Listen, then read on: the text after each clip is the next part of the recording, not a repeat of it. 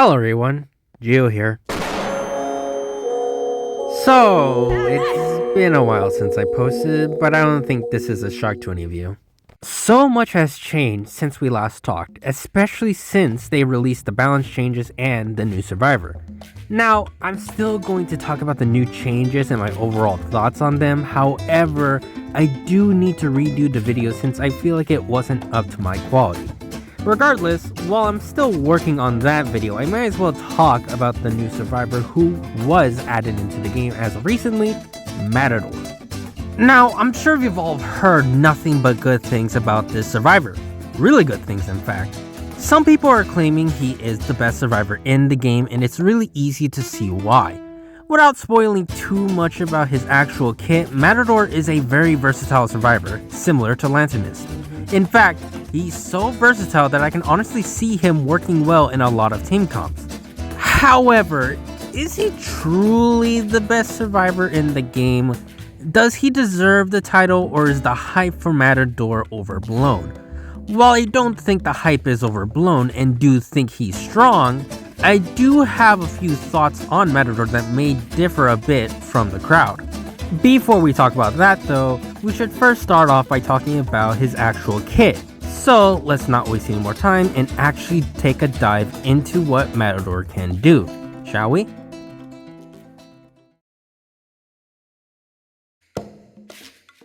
¡Eh! ¡Oh, eh! ¡Buena suerte! I am the king of adoros, forsaken, burning with fever. I press my lips to the horn just to hear the echo of the blood rushing. Oh, eh, oh, dancing on the blade. Oh, hey, yeah, welcome to this array.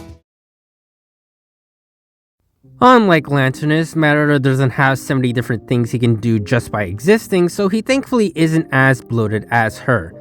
Make no mistake though, he still has a lot of trick up his sleeves that definitely put him on par with Lanternist. Because of that, we'll start off with his main ability and then work our way up from there. Matador is a contained survivor who secondaries as a support, with his main item being his muleta. The muleta is a recharge item with 2 charges of use, a 10-second cooldown between uses, and a 70-second recharge rate. When you tap your ability button, Matador will hold his muleta up before quickly spinning in a circle. Holding down the ability button will have Matador hold his muleta out and allow him to dash up to 6 meters. The spin has a radius of 2.25 meters and any hunters in the radius will be hit by the muleta. Hunters who are hit by the muleta will be pushed back and then slowed by 50% for 2.25 seconds. After hitting the hunter with muleta, Matador will dash again under 10 meters, allowing him to get out of danger. The direction the second dash takes you is based on where your camera is facing, so be sure to plan ahead and face your camera in the direction you want to go. Now, some of you would think this ability would be easy to deal with and not great because you need to hit the hunter to get the full value. However, there are 2 things about this ability that makes it really good. First, no matter if you get hit by Matador immediately or during his spin, he will always get his second dash immediately. During the test server, you needed to hit the hunter immediately with the spin, otherwise you didn't get the second dash. This made Matador weaker against dashing hunters like Joker or Naiad, as you can't spin prematurely to gain distance during their dashes. Thankfully, this got changed, so you'll always be able to get value from the second dash as long as you touch the hunter during the spin. That being said, the bigger reason why muleta is such a cracked ability is because you are immune to most damage and control effects during the spin. Obviously, there are a few exceptions to this rule, such as Joseph's photo wall damage still applying, and both of Peddler's nature affinities being able to stun you. However, the only other things that Matador is not immune to are Gamekeeper's traps and Q-Assist Q ball, so you are still fairly immune. Keep in mind, however, that you are not immune during both the dashes, so be careful when trying to land a muleta hit. Finally, if you use muleta to dash towards a drop pallet or a window, Matador will automatically vault that obstacle. Muleta vaults will always be fast vaults when used and will grant a 10% interaction speed increase when outside of the fear radius. While that about covers everything to do with his main item, we still aren't done talking about muleta just yet. I'm sure you've noticed that once you hit the hunter with your ability, you will get this cape icon on your portrait. That is quite a permanent buff you get whenever you hit the hunter once with Muleta. With this buff, whenever you hit a teammate with Muleta, you will grab that teammate and then dash away with said teammate. During this time, both you and your teammate will be granted the same immunity Matador gets during the spin, so it'll protect any survivors you grab. Other than that though, that's all Quite does. Moving on to Guyonetta Pass now, this is pretty much his secondary ability. When you start the game, you actually can't access or use Guyonetta Pass until you activate it. In order to activate it, you must either be in the Hunter Spirit radius or use Muleta.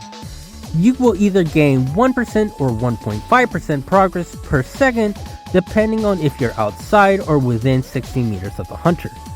When you use Muleta, however, you gain 40% progress instantly. Once you get Guyonetta Pass, you can activate or deactivate it whenever. This can also be toggled while on the chair or on the ground as well, so keep that in mind. While it is toggled, any vault you do with Matador will automatically cause him to fast vault and leave a cape behind. That cape will leave a radius similar to painter's paintings and can be left out for only 8 seconds before disappearing on its own. If the hunter looks at the cape while in the radius, they will be tempted to go to it and perform an action depending on the obstacle. If the obstacle is a window, then they will be forced to vault the window and they will be forced to break the pallet if it's a pallet.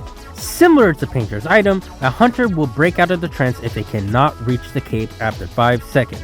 Guyonetta Pass will also be affected if there are survivors within 25 meters of Matador or not. If there are no survivors nearby, then the hunter's interaction speed will be decreased by 10%, otherwise the hunter's interaction speeds will be increased by 20%. After using Guyonetta Pass, you will need to build it up for your next charge in order to use it again. Finally, you only have 2 charges of Guyonetta Pass to use, so choose when to use them wisely. Finally, we have Faena, which acts as both his debuff and passive buff. If the hunter attacks within 6 meters of Matador, his movement speed will be decreased by 10%. Something to note is that this is applied during both the windup and his actual attack, not just when the hunter swings. Because of that, a hunter's heavy attacking can cause him to be slowed down during the entire heavy attack. To compensate for this, Matador's interaction speeds is also increased by 10%, making him vault windows and drop pallets faster. That about covers everything there is to say about Matador.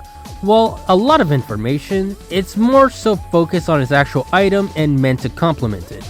It doesn't bloat his kit like Lantern's kit does, or overcomplicate his kit similar to a hunter like Mad Eyes.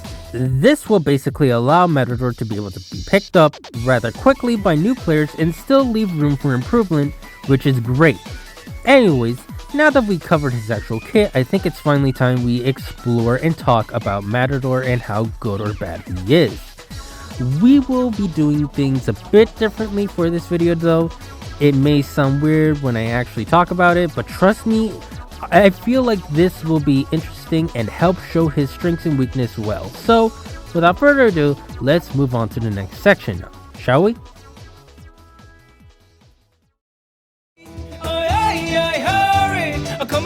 Coins on the fabric of red, oh yeah, hurry. I live in engine, that's who I am. I pose and view with a dangerous glittering same from fair. Buena suerte. Go!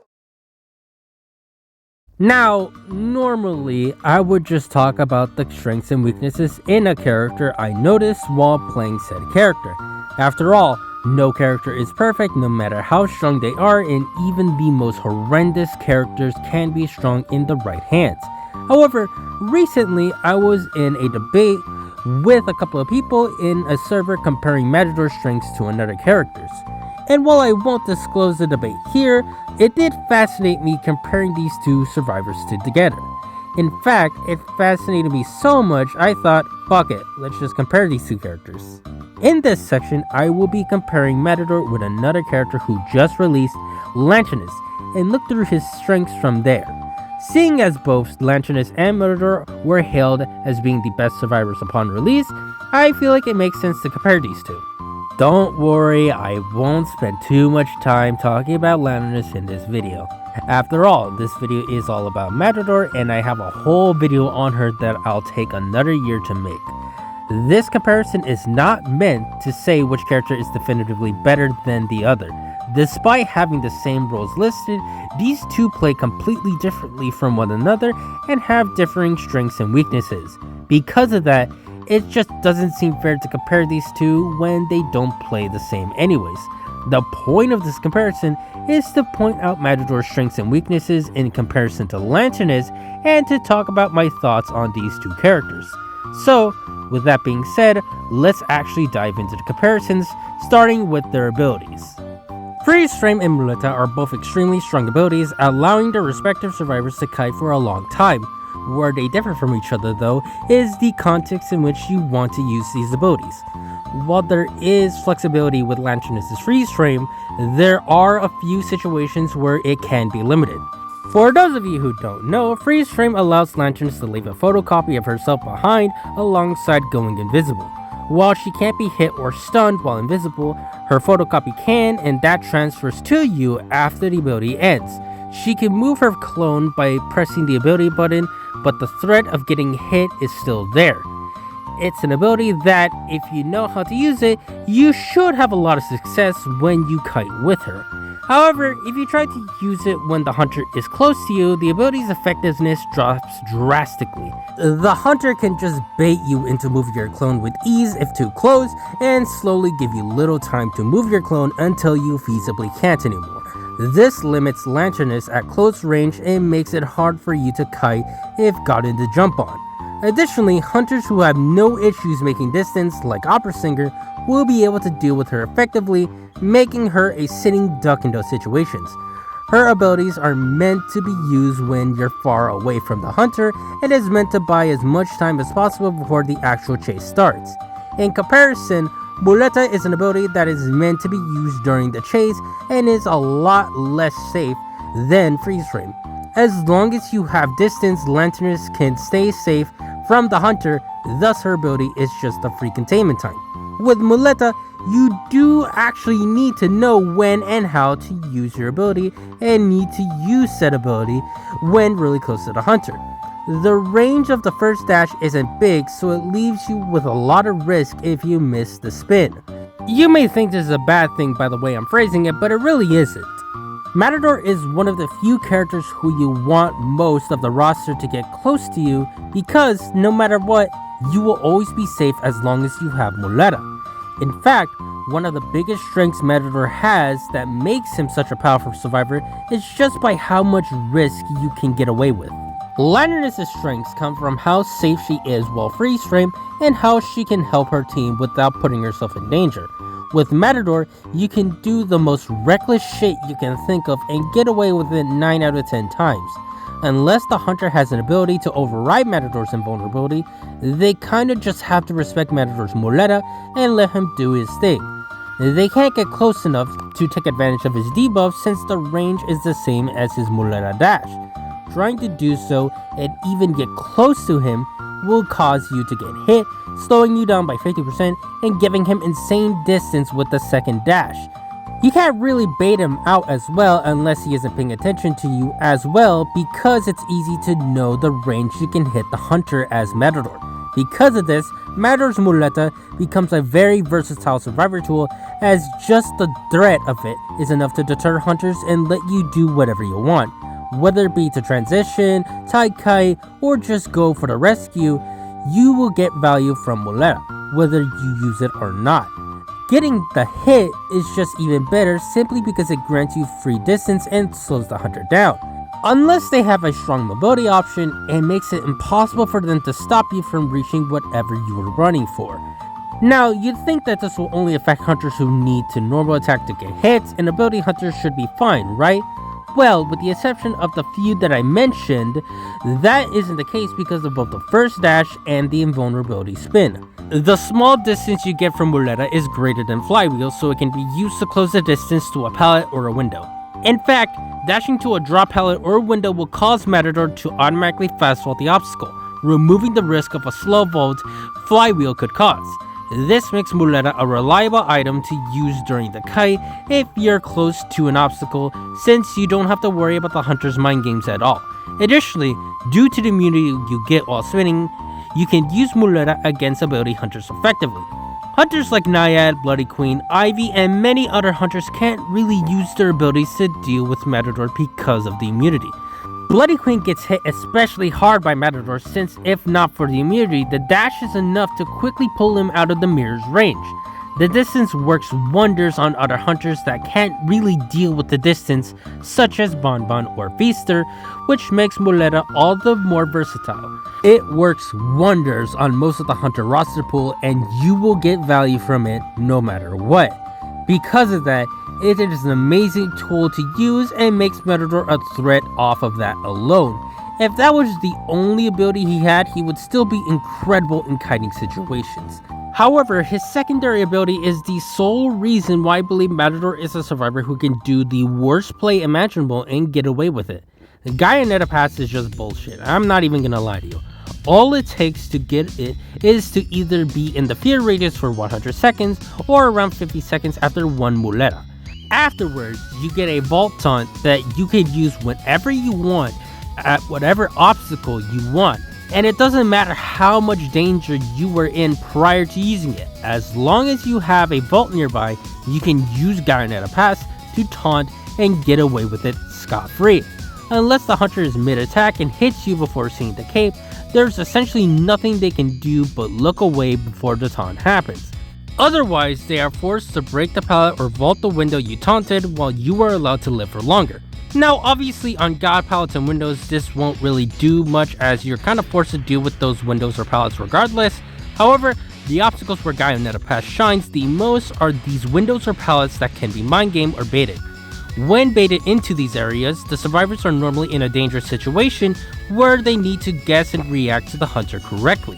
One bad move and they will either take a hit or get terror shocked from these situations. With Guyonetta Pass, those situations and risks are practically thrown out of the window and into the trash compactor. Yes, you can still time these poorly and end up canceling the hunter's attack recovery, which is bad. However, other than that, there really is no risk to being at these pallets or windows whenever you have this ability. All you have to do is turn it on, vault the obstacle, and force the hunter to look away or force them to stop what they're doing and vault or break it. And, just like Muleta, you will always fast vault while Guyonetta Pass is active, so the risk of getting hit before you vault are reduced drastically. This can also be combined with other vaulting buffs, something Muleta can also benefit from, to allow you to be able to force a taunt even if the hunter is extremely close to hitting you. After playing with it for a bit, it's actually unfair with how many times I've avoided a hit or played badly only to get away with it because of Guyonetta Pass. It can also be used to divert the hunter from teammates and force the hunter away from them while going for rescue, which adds to its versatility. It's definitely not as strong as painting or as potent as a flare gun, but it's still enough to allow you to pull off a rescue or for a teammate to gain distance. On the topic of supports, let's dive a bit onto Lanternus' support in order to compare it to Matador support. Similar to her kite, Lanternus support doesn't really require her to be in any danger for her to use it. When using her main item on a teammate, she can freeze frame teammates. While freeze frame, any stun or ability damage will be delayed for 8 seconds before being applied afterwards.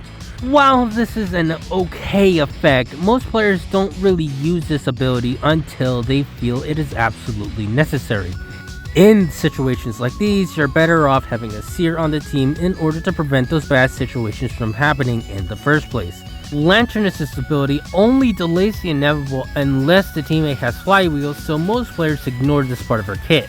However, players do get more mileage out of her Cypher and Share Freeze, as they are universally helpful to the team. Once again, Lanternus doesn't need to put herself at risk or do anything crazy to use it.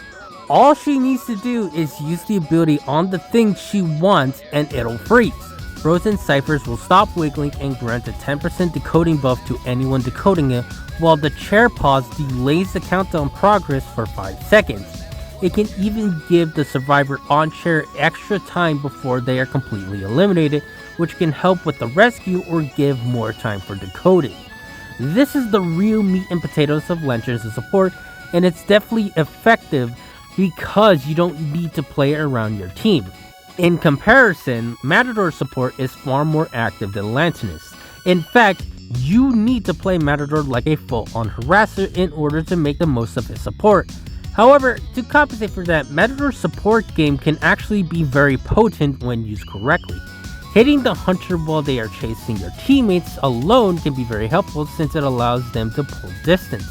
The pushback and the slowdown the hunter suffers from when hit will give that teammate so much time to pull distance and get to a better area. It could even help in the rebound after a rescue, which can buy so much time for the team. With that said, the real magic happens once you hit the hunter once and get the quiet buff. Once you get the quiet buff, you can honestly start hard harassing by dashing to your chase teammate and pulling them to safety. This makes Matador incredible for pulling his teammates for safety, helps them save their items during the transition phase, or stays away from those close range menaces. Additionally, while using Quiet, both he and a teammate will be immune to damage or control effects during it. This means if a teammate is about to go down to an ability hit, Matador can simply grab them and make them immune, and then pull them to safety. Now, originally, after grabbing a teammate while using Quiet, you would lose the buff and need to hit the hunter again to get it again. Now, if Quiet still worked like this, I wouldn't think his support was as powerful as it is. However, because it is now a permanent buff you'll never lose, it means you will always have to worry about it when playing Hunter. Matador can basically be as annoying as a survivor like Cheerleader or Wendy with his support. However, unlike those two, Matador actually wants to get close to the Hunter since he gets another ability by being close. He also doesn't need to worry if the Hunter swaps onto him because he can just use Muleta to hit the Hunter and run away. In fact, you can actually hurt yourself if you try to swap to Matador as Hunter because getting hit by Muleta slows you down. This hurts your chance of catching both these targets on your sights, which can make facing against Matador insufferable. Muleta is a recharge item, so Matador will never run out of this item during the entire match. Sure, when he uses 2 of those capes, there's a bit of a reprieve. However, no matter what, he will get another use of it eventually, which can really hurt you. The funniest part about Quiet is that he can still use and benefit from it even if he's the first chase. Given there's a teammate who is close by or a harasser who comes in to help him, if they stay close by to him, he can just grab onto them. He can then use them to gain distance using the dash without the risk of missing his ability on the Hunter. During that interaction, both he and the teammate will be immune as well, so there really is no risk to a teammate doing this. Both of you gain free distance and can both separate after the dash happens. The only one who really gets hurt is the Hunter, who now has to spend more time catching up. This is what makes the meat and potatoes of Matador, constantly being in danger, making risks, and keeping himself and his teammates safe. Honestly, I feel like NetEase did a really great job translating the role of a Matador in-game, and it's a lot to appreciate. Now, just by looking at this comparison, it is no surprise as to why Matador is a really powerful survivor to the eyes of the community, because he is. With that said, no matter how many mistakes Matador can fix, there are still risks Matador has to take to play well, and those mistakes can be costly. Going back to Lanternus, a lot of people have mentioned that her biggest flaw is that her ability can be baited. Simply use an ability to bait her into using the clone to move, and eventually put her in a situation where the hit will happen. When in those situations, Lanternus' ability can't really help you all that much, and she will quickly die if this keeps happening.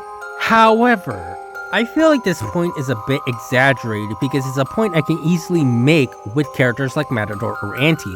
Hunter mind games and baiting abilities is just an aspect of the game entirely, so trying to push this as a big bad thing with Lanternus is a bit weird. In fact, Matador is a character who actually gets punished more for missing his ability compared to Lanternus, as missing Muleta will put him in a silver platter for the Hunter. At least with Lanternus, she is still trying to gain distance even if she gets hit, so it isn't as bad. However, I do think these points are just bad to make because this is assuming the player will always play perfectly. As the main of these two characters, you will always do the best course of action in order to make the most of your abilities and make sure you're safe when using said abilities. For Matador, you should have a good understanding of what distance you'll be able to consistently hit the hunter. With Lanternus, the best way to use freeze frame is from when you're a good amount of distance, giving you room to move your photocopy even if baited. Now, obviously, no one is perfect and may make mistakes while panicking or in a moment where they think a play is good. We are humans after all. We can't choose the best play 100% of the time. Because of that, I think using errors to dictate whether a character is lower than another or not is just dumb. They are problems that should be addressed and should be something to look out for, but they aren't the end-all be-all.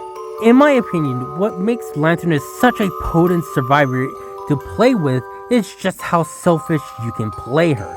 You don't really need to interact with your team, go anywhere near them, near the hunter, or various other things. Sure, you'll eventually need to rescue or need to kite, but those are the bare minimum things you need to do as survivor. Despite that, however, due to how strong her kite is and how powerful her cipher and chair freezes are, it makes Lanternus the most useful survivor to have on the team. She doesn't need to risk herself or her teammates with her abilities, and yet she can still provide insane support or value to them. It's typically why people say she's so broken as a survivor, even if Outcry has finally died down. With Matador, due to his kit requiring him to be more active, he can become a bit more punishing to play as compared to the passive Lanternus. Now, thankfully, you aren't punished as hard if you choose not to help the team out because you don't have a decoding debuff.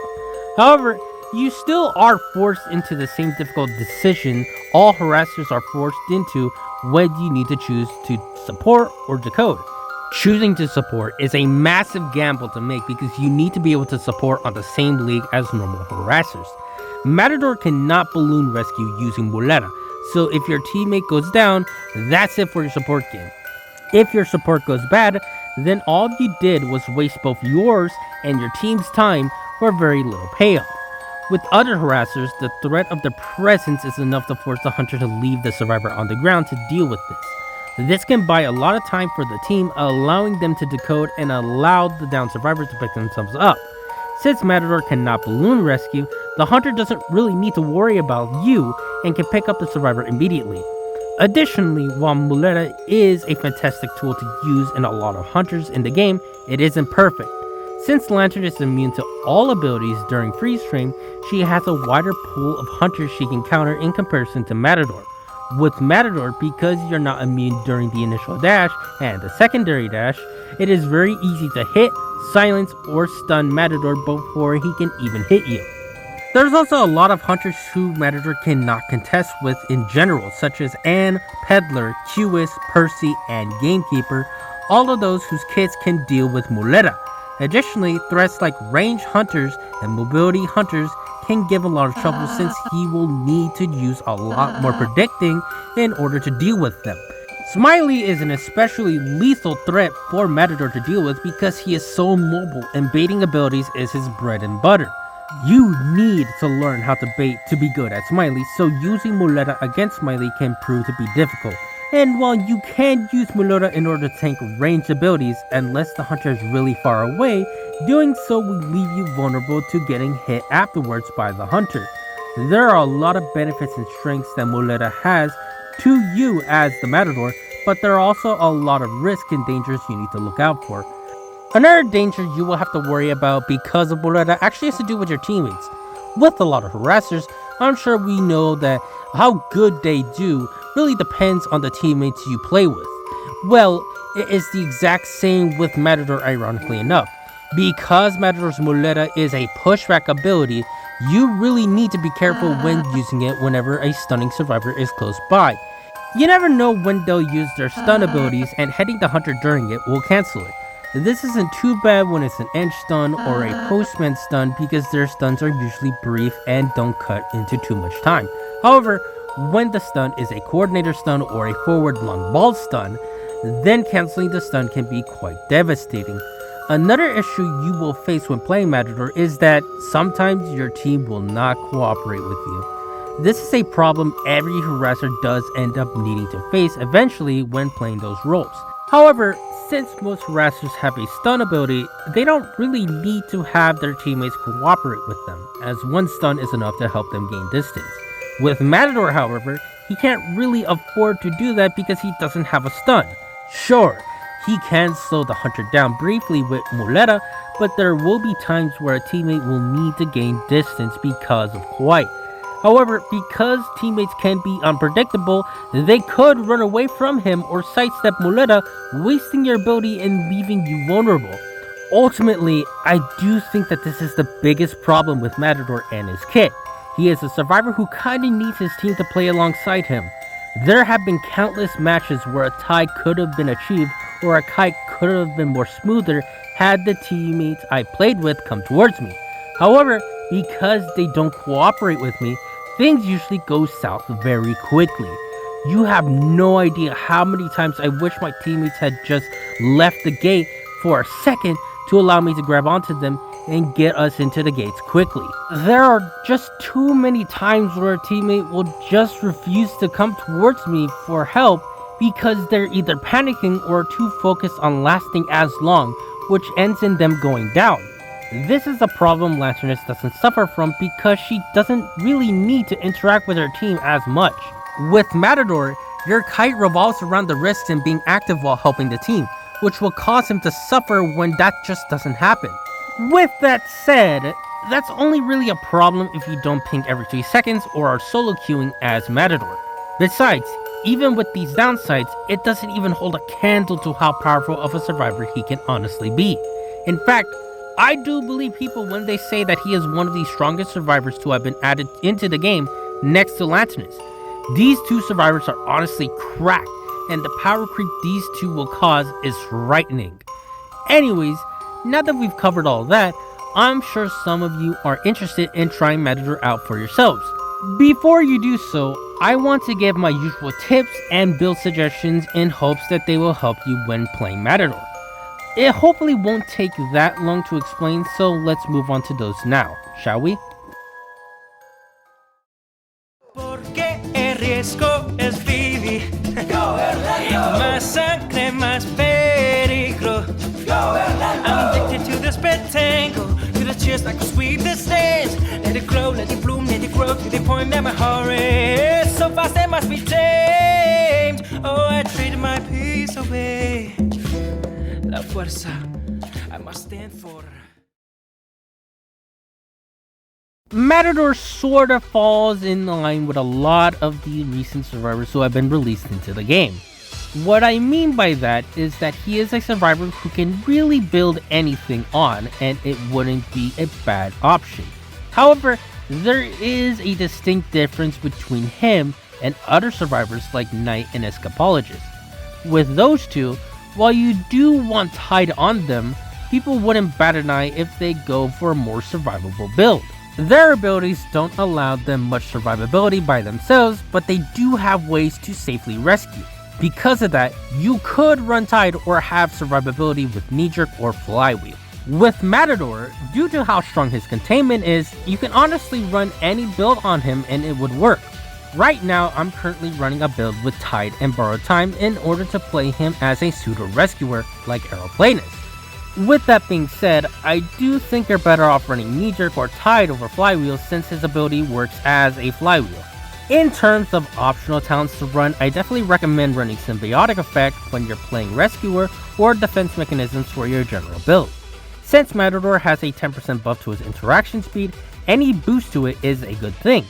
Grabbing Symbiotic Effect also allows you to get mutual support, which highlights teammates close by. Sneak is also a good talent to have on Rescuer Matador since it hides your footprints from the hunter while rescuing. It can make it hard to spot you or know where you're coming from, so that can be a good pickup. Healing can also be a good pickup as well in the case you get hit and have downtime to heal. You want to be in the danger to use your abilities effectively so it can help cut down on the time. With that said, it's not mandatory to run it and you can skip it. Other than that, remember that this is your build to choose from and to build however you want to build. In terms of actual tips, please remember that you are not immune while dashing.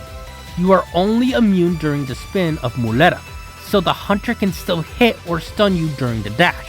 Additionally, try your best to avoid Hullabaloo's red area after hitting him with Muleta. Any silence abilities will cancel his second dash, which can leave you gaining no distance with the hunter. It is also important to understand the hunters who can really counter Matador in order to form a game plan. Those hunters are Gamekeeper with his traps, and Peddler, Hewis, and Wax. Wax is a weird one, as while your spin will cancel the Wax stun, it doesn't pause Wax generation after dodging. The reason it is so weird is because it works like that for Naiad's Moisture, but doesn't for Wax. Nevertheless, it just means that you're not completely safe from Wax, and the spin will leave you open to getting more Wax generation. Other than that, everyone else has a way to override his invulnerability with their abilities, so keep that in mind. Yeah, I almost forgot. Yeah, Percy is also immune to the pushback, so he technically counters Matador. However, when hit by Percy, who is immune, Matador still gets the dash, so he's not that much of a counter to Matador, but he's still kind of a counter. When you want to hit the hunter with Muleta, try to lure them as close as you possibly can before using it. Don't try and use Muleta while the hunter is at max distance, as it'll give them room to back away. Additionally, they may make a sudden movement to get them out of your range, which can leave you vulnerable to a hit. Remember, you want the hunter to get close to you, as it gives you an easier time hitting the hunter.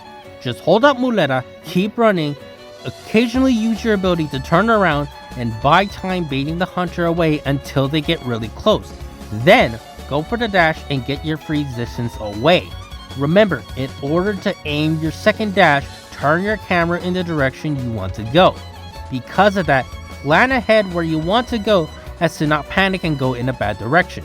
Another thing to keep in mind is that while using the second dash, Matador will slide off terrain. This means you won't get stuck on obstacles unless you dash straight into an obstacle or purposely get yourself stuck. However, if Matador can brush past something, then he will and keep dashing. However, sliding off something for too long will end the dash prematurely, so it's not best to slide off of stuff too much while dashing. If a teammate runs past you during their kite, use Muleta to hit the hunter as they pass you. Not only will this give them extra distance thanks to the 50% slowdown, but it'll also give you quiet. That way, when you do want to go in and help extend their kite, you can use quiet to help them give them quick distance.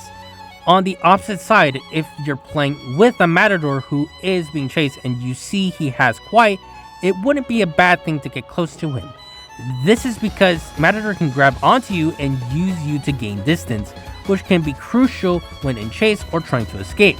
If you see this as Matador, consider grabbing onto them and using them for distance, especially if the hunter decides to make it difficult. On that note, don't be afraid to use the first dash for distance rather than to hit the hunter. That distance can be crucial in making it to a different kiting area or stuff to vault over, which can help the kite more than hitting the hunter can. Because of that, be mindful of when to use it and what value you'll get from it before you use the Muleta. Save Guyonetta Pass for when you'll get the most value out of it, whether it be to protect a teammate or at a bad area. Using it while at safety isn't going to give you much value and you'll end up wasting it. It allows you to get away from bad situations scot-free when used well, so don't waste it in situations where you're safe. While Muleta can be used during rescues, there's not much you can get out from it. Because of that, it's best to just use it while the hunter is patrolling to close the gap to the chair before the hunter can reach you. Finally, as with every other harasser in the game, always keep in mind when it is best to support or to keep decoding. As mentioned before, Matador doesn't suffer from a decoding debuff, so he decodes at the same speed as normal survivors. This means any time wasted on failed supports will hurt even more as Matador, since he could get in more decoding time than normal harassers. However, if a teammate dies too quickly without your input to help them, then that'll cut into your decoding time as well. It's a balancing game with harassers, knowing when to stay out of the way or when to go in to help. They both have their risks and rewards to them, and it's something you need to learn when playing Matador. Only then will you really become a force to be reckoned with as Matador. With all that being said, that about covers all of my thoughts on Matador. Basically one of the most versatile survivors to be released in the game. Next to Lanterns, of course. He is a survivor who can work in any team comp, in any situation, in any type of context. Whether it be for kiting situations, whether it be for harassing, support, rescue, you name it, Matador is the character who will be able to get the job done and be able to do it effectively, which will make him a very powerful survivor. In fact, he is the contender for one of the best survivors in the game, which is really saying something. But with all that being said, that's about all that I have to say on the video. I'm sorry it took this long to make a video on the characters. I just really haven't been feeling playing Identity 5 these past few months. But now that I got my groove on, I might make a few new videos like in the future. Fingers crossed. This is not a promise. I might be able to finish the Lanterns video. Who never knows, because I'm actually almost done recording it. I just need to like record me actually saying the final parts of the script, and then I'll be able to finish it. Yeah, I just wanted to give that little update. I don't know when I'm gonna post, probably either soon or when the balance changes happen.